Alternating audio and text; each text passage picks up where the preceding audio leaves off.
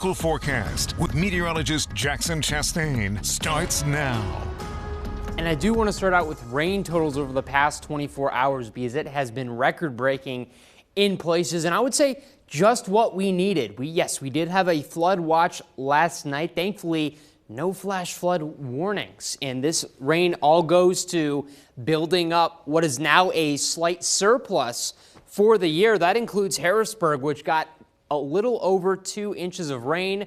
Of course, 1 3/4 inches of that was in the course of a day, and that is a record, which is worth mentioning. Other places well over 3/4 as well, so a little bit uneven, but overall we got some decent totals out of all of this. This is now the wettest May on record by just 1/100 of an inch. The previous record set in 1989, 9.71 inches. We're at 9.72.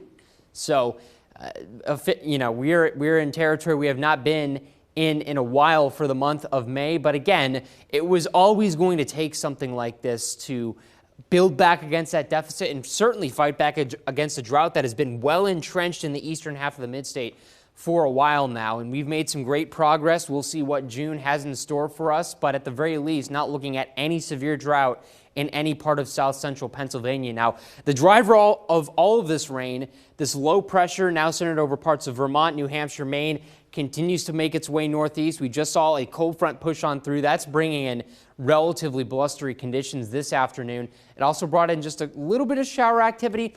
Overall, not too much of an issue for most of us, just a bit of a nuisance if you happen to be out and about.